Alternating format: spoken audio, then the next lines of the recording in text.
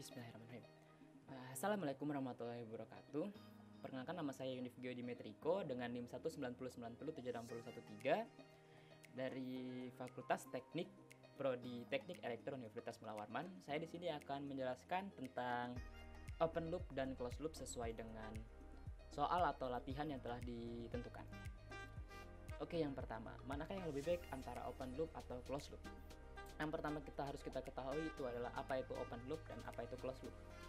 Open loop itu biasa disebut dengan control loop, adalah di mana output itu tidak memberikan feedback atau kondisi kembali terhadap inputnya atau tidak dipengaruhi oleh input.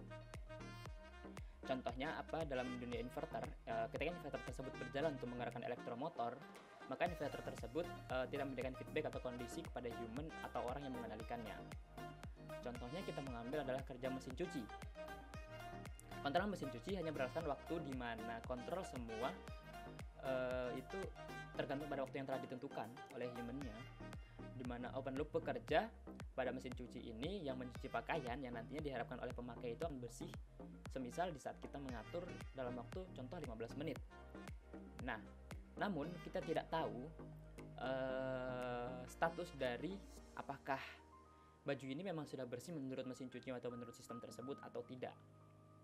Lalu perbedaan dengan closed loop adalah di mana output itu dipengaruhi oleh inputnya atau ada feedback atau timbal balik kepada human yang mengendalikan.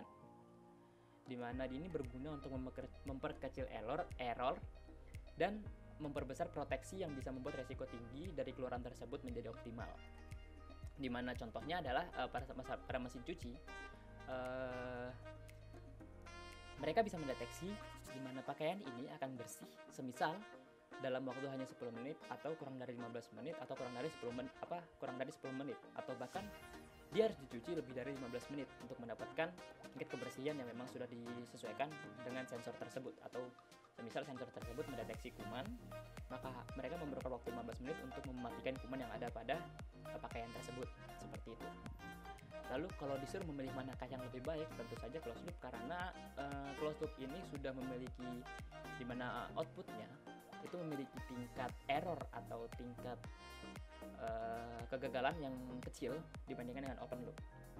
Lalu yang kedua itu ada soal tentang open loop atau closed loop untuk mesin cuci dan pengatur suhu ruangan. Di sini ada soal untuk mesin cuci. Seperti yang saya jelaskan pada soal pertama tadi, untuk mesin cuci saya lebih memilih pada closed loop karena menurut saya memang closed loop lebih baik. Di mana sistem closed loop itu memang mereka bergantung pada sensor. Contohnya dalam mesin cuci yang menggunakan closed loop, biasanya mereka bisa mendeteksi tingkat air, tingkat kebersihan, dan lain-lain. Di mana feedbacknya adalah manusia bisa mengerti bahwa pakaian yang mereka atau baju yang mereka cuci di dalam mesin cuci tersebut sudah bersih atau belum menurut sistem tersebut atau menurut sensor. Perbedaan dengan open loop adalah open loop hanya bergantung pada waktu, di mana tidak ada feedback dari sistem tersebut yang memberitahu kepada human atau manusia yang mengendalikan bahwa baju itu sudah bersih atau belum sesuai dengan standarnya. Lalu yang kedua, untuk pengatur suhu ruangan, closed loop atau open loop. Untuk suhu pengatur ruangan open loop yang pertama itu menurut saya sudah cukup tapi kurang. Kenapa? Karena suhu pengatur ruangan yang open loop itu sistemnya hanyalah mereka mengatur suhu sesuai dengan human mengatur. Contohnya, di saat sang manusia menginginkan suhu 15 derajat Celcius atau menginginkan suhu dingin, mereka hanya tinggal mengatur pada remote control pengatur suhu tersebut untuk menunjukkan sistem 15 derajat Celcius minimal, sehingga pengatur suhu ruangan tersebut akan mengeluarkan suhu 15 derajat Celcius tanpa memperdulikan suhu ruangan, suhu luar, atau suhu dari manusia tersebut.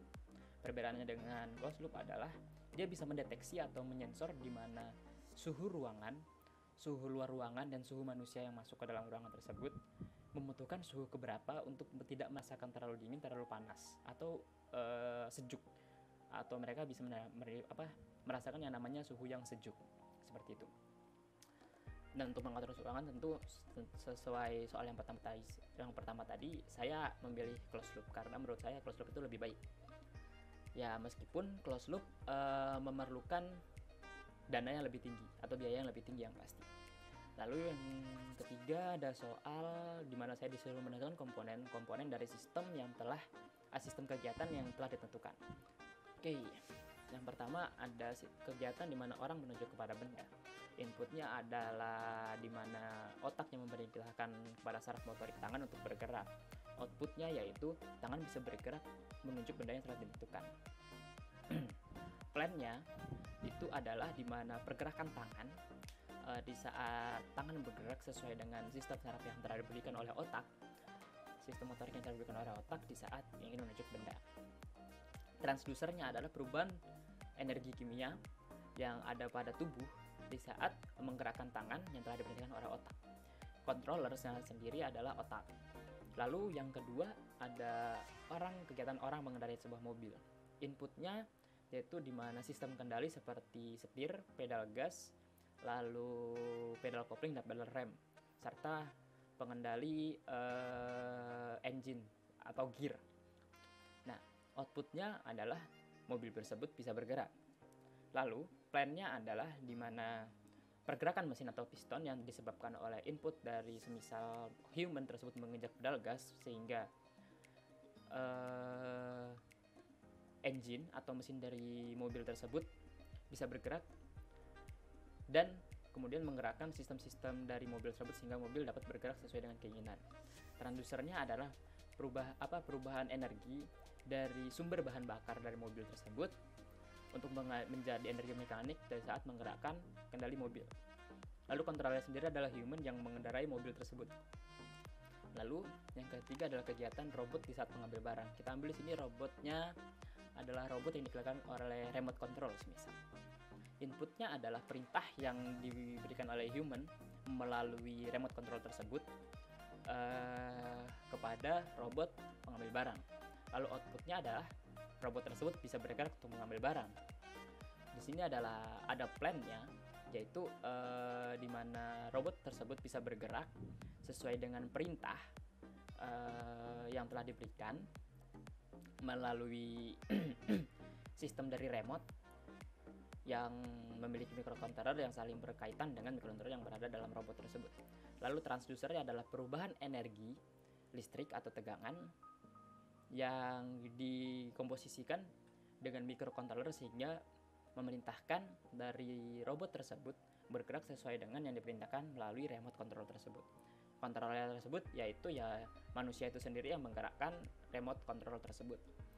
Lalu yang keempat ada sistem pengaturan level air. Di sini saya mengambil contoh ada satu sistem pengaturan air dalam bak mandi. Oke, inputnya yaitu jelas adalah air tersebut.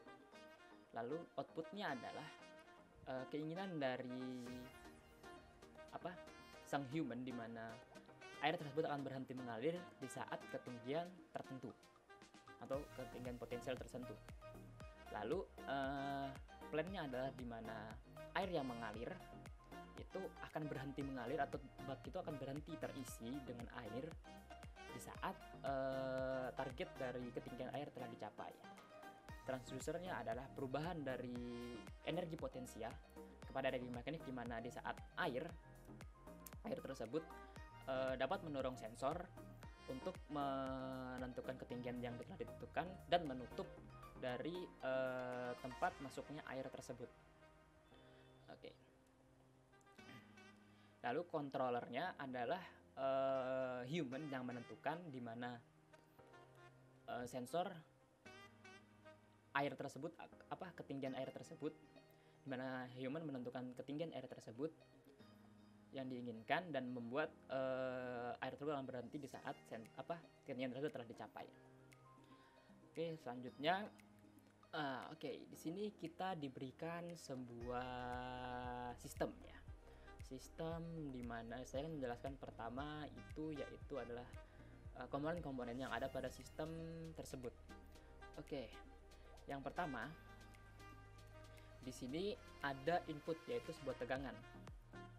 Di mana dari tegangan tersebut dari input tersebut masuk ke dalam sebuah controller yang controller kemudian memberikan melanjutkan kepada sebuah input sensor.